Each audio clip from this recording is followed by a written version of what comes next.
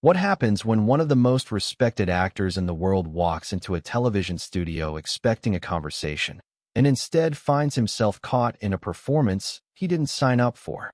That's the question viewers found themselves asking after Denzel Washington appeared on The Late Show with Stephen Colbert. And what followed wasn't just awkward, it was something far more revealing. The night started with the usual fanfare, but by the end, it wasn't laughter filling the studio. It was silence, and the aftermath would ripple far beyond the walls of the Ed Sullivan Theater. This wasn't a headline-grabbing outburst. It wasn't theatrics. It was a quiet, precise line being drawn and then crossed. Before we walk you through the full story, make sure you're subscribed and drop a comment below when you finish. Because after this, you might start asking what these shows are really about and who they're really for. It was supposed to be a highlight of the week. Denzel Washington was promoting a new independent film, smaller in budget, personal in tone, the kind of project he takes on not for money, but for meaning. The press run had been quiet, respectful, focused on the work. Until that night. Behind the scenes, the tension was already simmering. According to multiple sources inside The Late Show, Colbert had been under pressure that week. The network had asked for a more viral-friendly approach to the interviews, citing declining engagement across social clips. Several writers reportedly pushed back, reminding producers that Denzel Washington didn't do viral. He did real. They were overruled. When Denzel arrived at the studio, he was calm, gracious, and deliberate, as he always is. He greeted crew members with handshakes, made time to speak with young interns, and asked thoughtful questions about lighting and camera setup. Several staffers would later comment on how present he was, not just in the room, but with the people in it. He sat for makeup, reviewed the agreed-upon topics, and prepared to talk about the work. The film, a character study about a former teacher navigating loss, had been a passion project for Denzel. He had produced it quietly over the past 2 years, during a time when much of the industry was chasing franchise deals and spectacle. The story mattered to him. But when the interview began, it became immediately clear that Stephen Colbert had other plans.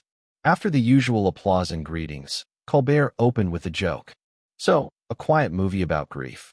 That's not very Marvel of you, Denzel." The audience laughed. Denzel smiled politely. "Well, Stephen," he said, "I'm not in the Marvel business. I'm in the truth business." It was a smooth response, grounded, firm. But it didn't land the way Colbert expected. He tried again. Sure. But I mean, come on, don't you miss the fun? The car chases? The explosions? This one's just a man talking about feelings." There was laughter again, but it was thinner now. Denzel didn't flinch. "Men talking about feelings," he said slowly, "is how we avoid explosions. That's why we made the film." Colbert gave a small nod and moved on, but the tone had been set. Over the next few minutes, the questions began to drift. Away from the film, away from the work, towards something else. "So you've played cops, killers, kings. Is this the first time you've played someone ordinary?" The word sat wrong. Ordinary. Denzel paused before answering. "I don't think there's such a thing as ordinary," he said. "Just people who haven't been listened to yet." The crowd clapped softly. Colbert smiled, but it didn't quite reach his eyes. Then came the pivot. "I have to ask," Colbert said. "Some people online say you've gotten serious lately. Less playful, less willing to joke around. Are you going soft on us, Denzel?"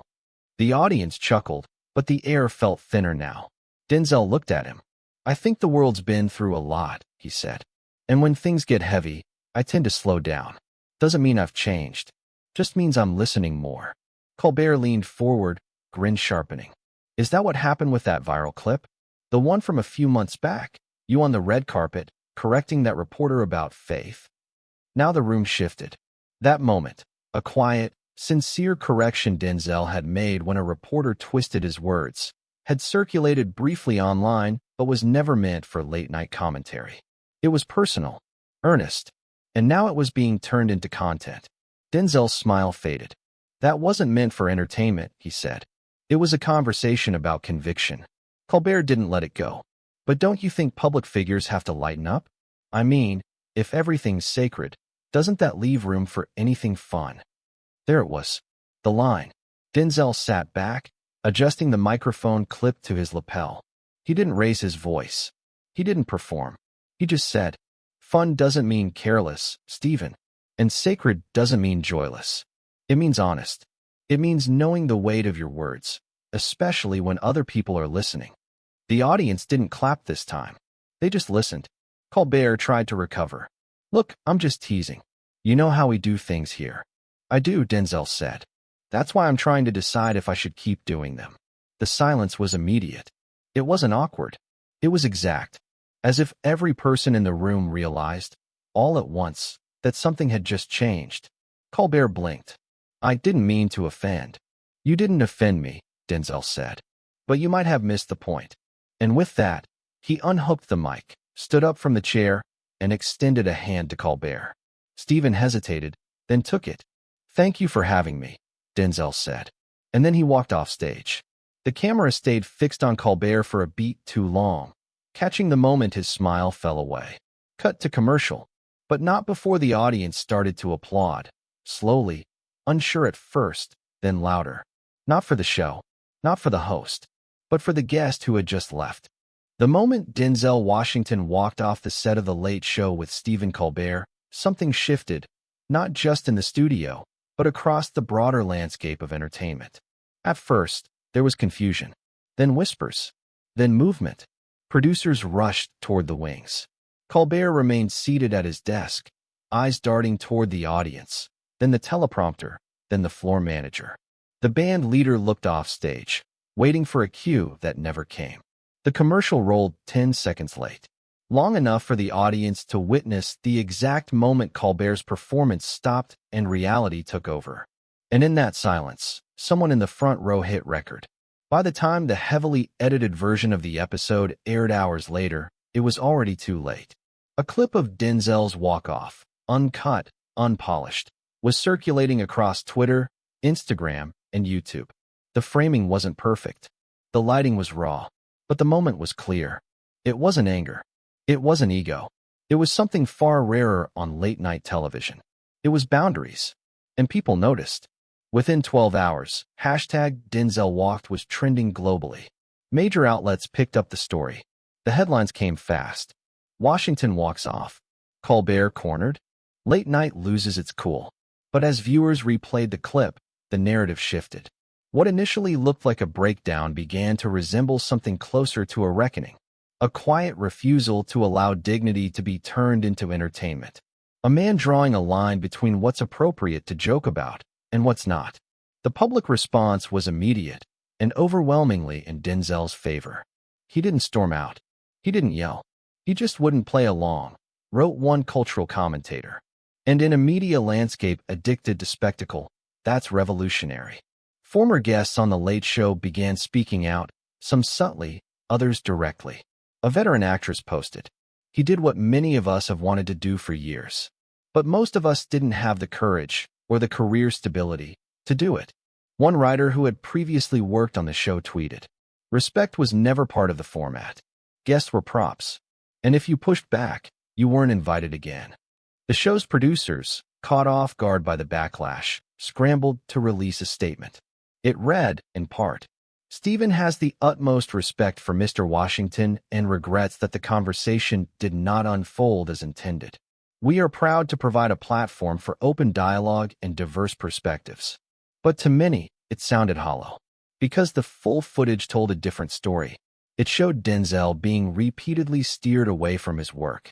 It showed a deliberate pivot toward controversy. And it showed a host unwilling or unable to recognize when a line had been crossed. What the edited version of the show removed was precisely what people were responding to, the humanity. As the pressure mounted, Colbert addressed the incident at the start of his next episode. "I want to take a moment," he said, "to acknowledge what happened during last night's show. Sometimes, in the effort to make something entertaining, we miss the mark. And when that happens, I believe in owning it. I regret how that interview unfolded, and I hope Mr. Washington knows he's welcome here anytime." He spoke slowly, sincerely, but for some, the damage was already done. Not because the apology was false, but because it had to happen at all. Inside the industry, conversations began shifting. Several networks reportedly sent internal memos to talk show producers urging more transparent guest coordination. One exec put it bluntly, "We can't keep pretending these shows are just good-natured fun if guests are walking away feeling ambushed." Publicists took note, too. More than a dozen reps confirmed they were reviewing standard pre-interview agreements, tightening restrictions, and, in some cases, refusing future bookings on shows that blur the line between conversation and confrontation. Meanwhile, Denzel remained silent. No social media post, no press conference, no follow-up interview. He didn't need one. 3 days after the incident, Denzel made an unannounced appearance at a community center in Newark, where his film was screening as part of a small outreach initiative. Afterward, during a modest Q&A with local students, someone asked if he'd be appearing on any more talk shows. He smiled gently and said, "I'll go wherever people want to talk about the work, but if they want something else, they'll have to do it without me." The crowd clapped, not loudly, just enough to let the moment settle. That quiet clarity, the same tone he used on Colbert's stage, had become the through line of the entire story. It wasn't about walking off. It wasn't about confrontation.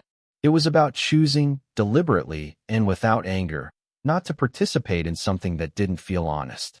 Because in an industry where so much depends on performance, Denzel Washington had reminded everyone what it means to show up as a person first.